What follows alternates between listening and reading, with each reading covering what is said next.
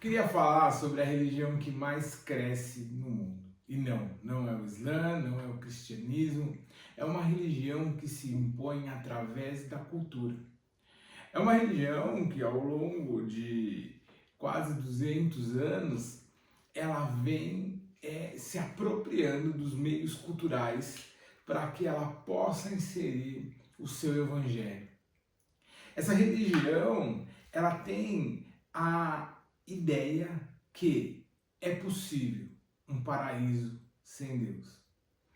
É uma religião hedonista, é uma religião que entende que a humanidade ela consegue se organizar e construir uma nova ordem social a partir do totem, do Deus que eles apresentam. Assim como no islamismo, que Alá é o único Deus e Maomé é o seu profeta, para essa religião também existe um único profeta e um único Deus. É uma religião monoteísta, mas ao mesmo tempo panteísta, porque esse Deus, ao mesmo tempo que ele é soberano e é o grande organizador do cosmos, ele é um Deus que é tudo, está em todos. Ele é o Deus de Spinoza, o Deus que é a natureza, o Deus que está em tudo que se move, o Deus que está no homem, portanto o homem é o seu Deus. Essa religião ela chama marxismo. Ela foi construída por dois filósofos, Engels e Marx.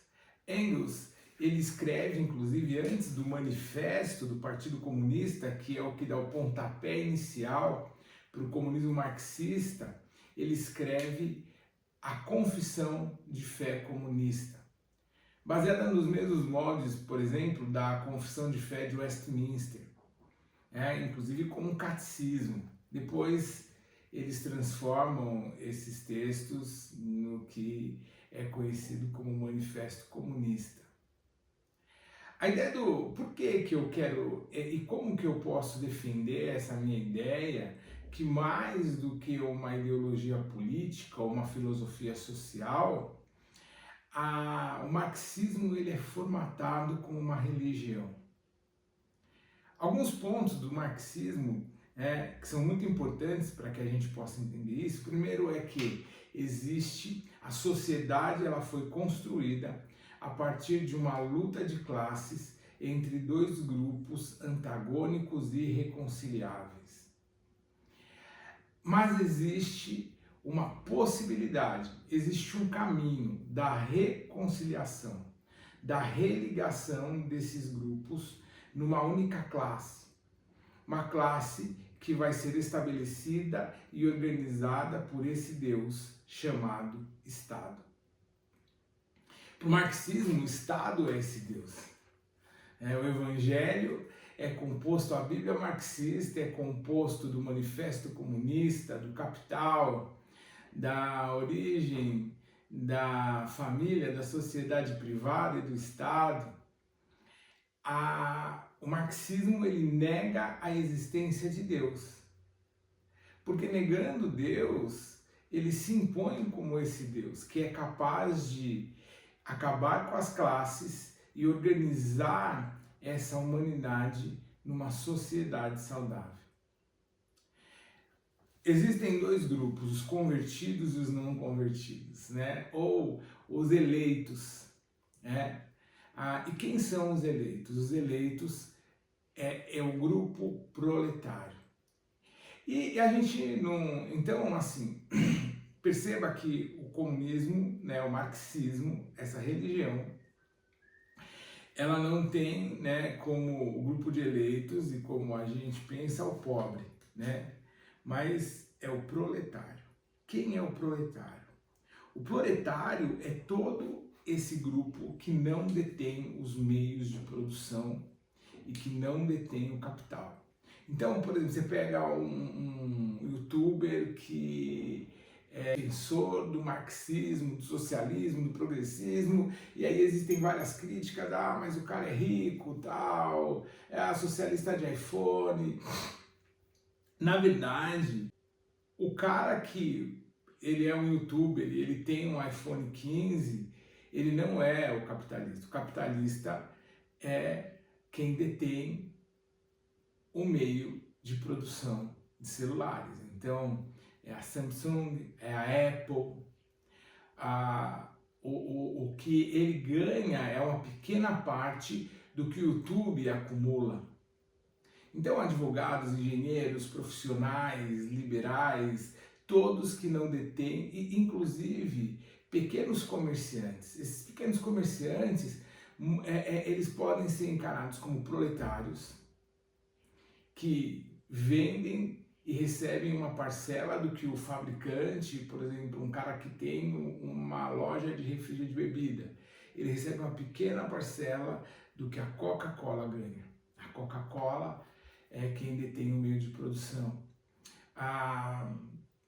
Ou então apenas um pequeno burguês que está ali à mercê do burguês. Vamos pensar que o marxismo ele não foi criado em cima de capitalismo e socialismo. Ele foi criado em cima da burguesia, da guerra dessas classes entre burgueses e proletariado. E existe o lama proletariado, que também são os eleitos, mas são os mais miseráveis. E não são os pobres.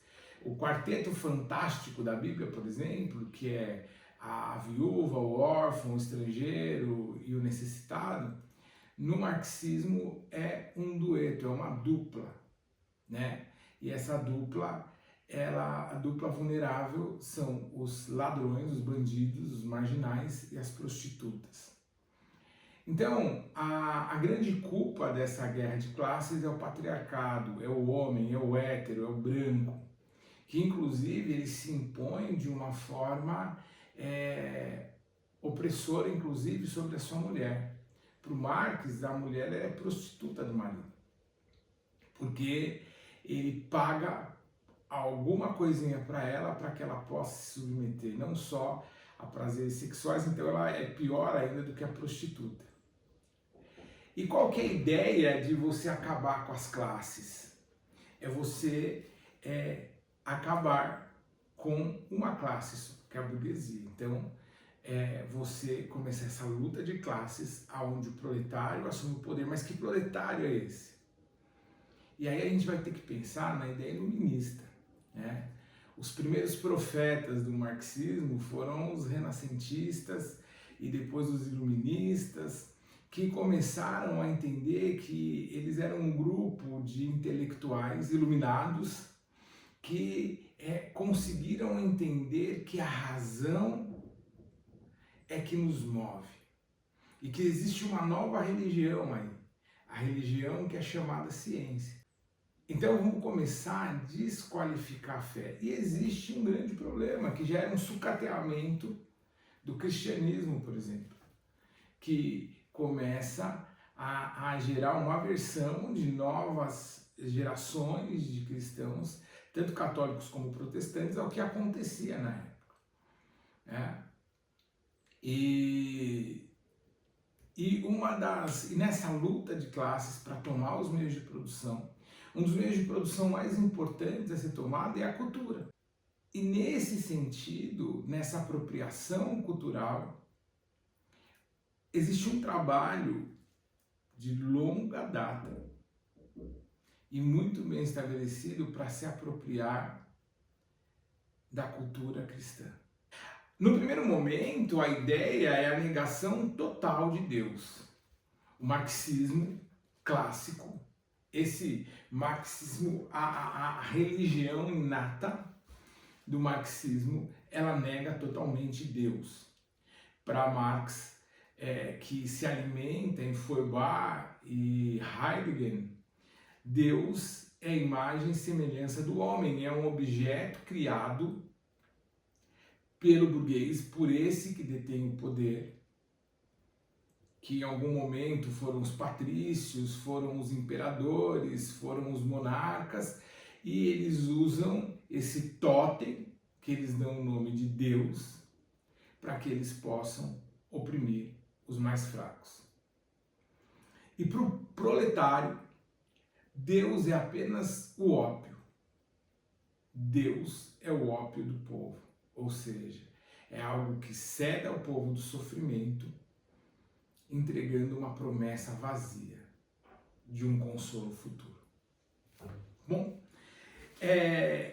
a partir daí a gente começa, então talvez você comece a entender por que eu criei essa ilustração do marxismo quanto uma religião. Um outro ponto é que do mesmo jeito que o credo cristão, o credo apostólico, ele fala que o cristianismo, ele é católico, ou seja, ele é universal, ele é algo global, ele tem que chegar em todos os mundos. O marxismo, o socialismo, essa revolução comunista, ela só é válida se ela atingir também todo mundo. Esse é um ponto muito importante que separa, por exemplo, Hitler e Mussolini desse pensamento de esquerda, porque eles são nacionalistas. E essa esquerda socialista, ela é globalista. E o que a gente às vezes que chama de doutrinação é, na verdade, o discipulado. Porque se Marx é o profeta, existem os apóstolos. E quem são os apóstolos? São esses grandes líderes políticos. Porque sim, o político ele é um proletário que trabalha pelo Estado e para o proletariado. E ele, então, é esse grupo político, é esse clero, esse cardinado, o grupo de cardeais que vão ser os responsáveis para estabelecer esse paraíso. Então, o império das trevas do marxismo é o capital. E o reino da luz para o marxismo é o comunismo. Que são três ondas. Primeiro, a tomada de poder. O proletário toma o poder. Mas que proletário? Esse que é ligado a esse grupo clérigo, ao establishment, aos iluminados, que vão reeducar o proletariado. Essa palavra reeducar, ela está ligada em todos os movimentos de esquerda intelectuais. Lembra que o Lula, esses dias, ele falou sobre isso, que é necessário reeducar o povo ao consumo? E a partir dessa tomada de posição, acaba as classes. Por quê? Porque a partir do aumento da grande carga tributária de impostos, 2 pontos, aumento da carga tributária de impostos e fim da herança, ou por aumentos também de impostos que faz o herdeiro abrir mão das propriedades e dos bens que ele vai adquirir, ou mesmo pelo fim do direito de herança. O pessoal morre e o Estado é o herdeiro exclusivo daqueles bens. Então, o Estado se apropria desse capital. Essa é a segunda onda. E aí não tem mais classe. E aqui que é o grande barato do estabelecimento desse paraíso. Acontece a socialização. Esses bens eles são divididos igualitariamente.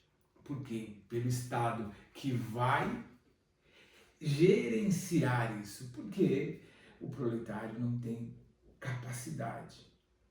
Ele não é um iluminado.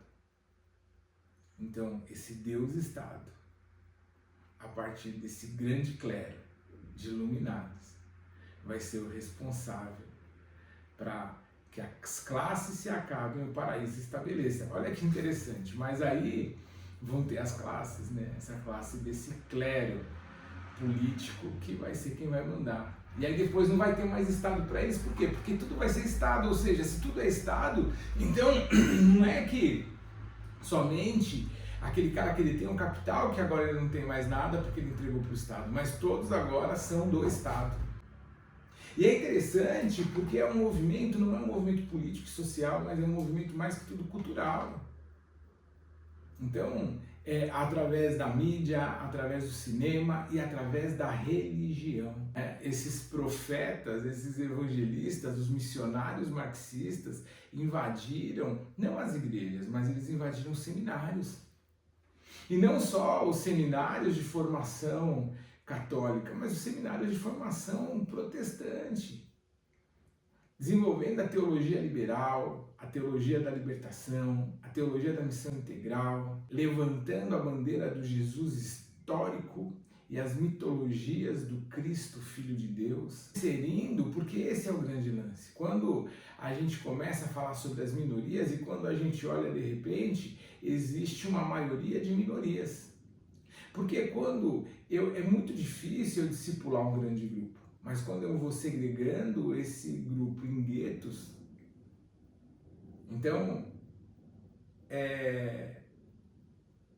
movimentos sem teto, movimento negro, movimento LGBT, movimento universitário, e eu vou levando, e eu vou atraindo eles com um discurso que agrada o coração e acalma a alma deles, e dentro desse discurso eu insiro os meus valores, a minha fé, eu acabo convertendo, catequizando.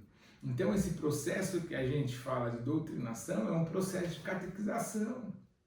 E que a igreja ela vem se perdendo, porque a secularização da igreja, na verdade, é como se, eu vou usar a palavra espírito aqui, não demonizando, mas para que a gente possa entender, eu vou usar por 2 vezes nesse vídeo. O espírito de Jezabel, ele entra na igreja com a secularização.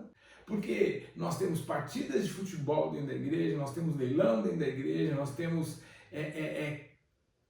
tudo um culto hedonista, um culto de adoração ao eu, ao homem. E aí isso vai levando a um outro ponto, né, ao progressismo. O progressismo, na verdade, ele é a evolução do positivismo, que fala que uma geração sempre vai ser melhor que a outra. Então esses valores geracionais, eles acabam não tendo mais sentido. Porque se eu sou uma geração melhor que a geração dos meus avós, então o que eles falam, o que eles construíram é passado. Eu sou melhor que eles. Então até essa construção de gerações, geração Z, geração X, geração Y, e a gente tentando se comunicar, olha só, uma coisa que é muito importante, a igreja fala, eu preciso mudar para me comunicar. Mas em Atos 2, Pedro, ele prega uma palavra em aramaico, com um discurso de pescador que havia sido discipulado por Jesus, e ele toca a vida de pessoas que nunca conheceram uma sílaba em aramaico, porque o evangelho se comunica com todos os grupos e com todas as pessoas.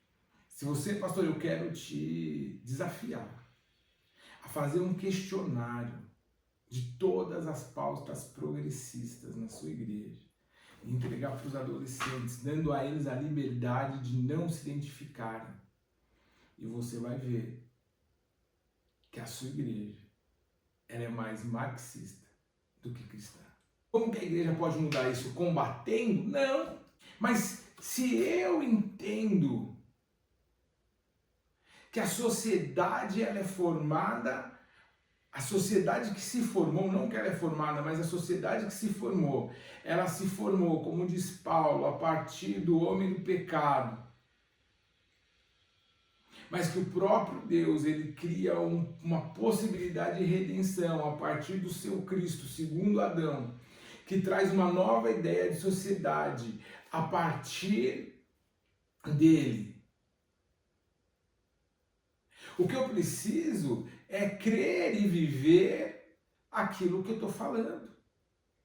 E não achar que, puxa, eu posso adequar o discurso porque aquilo que eu estou falando talvez não seja real. Eu preciso, né, como o próprio Jesus ele fala ali no Sermão do Monte, crer, praticar e ensinar. Se hoje existe o domínio da cultura por essa religião chamada marxismo, o que a igreja precisa é de forma intencional e talvez até subversiva estabelecer uma contracultura. A contracultura do reino dos céus.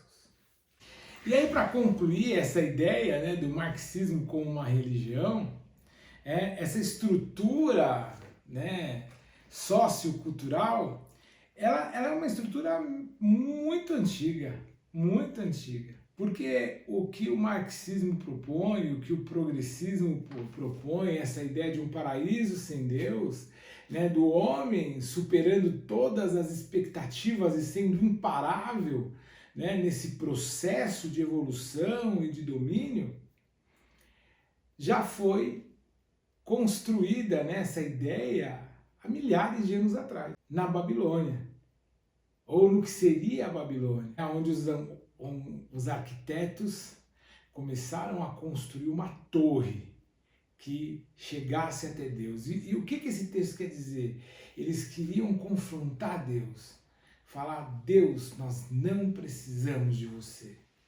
Deus, nós somos deuses. Então, a gente precisa tomar cuidado, porque a minha grande preocupação é que não é em combater marxismo ou combater qualquer tipo de filosofia ou fé ou crença, mas é que a igreja viva o evangelho genuíno, que a igreja viva realmente o reino dos céus, que a igreja não se deixe invadir por culturas estranhas, por objetos estranhos que vão sendo colocados no templo.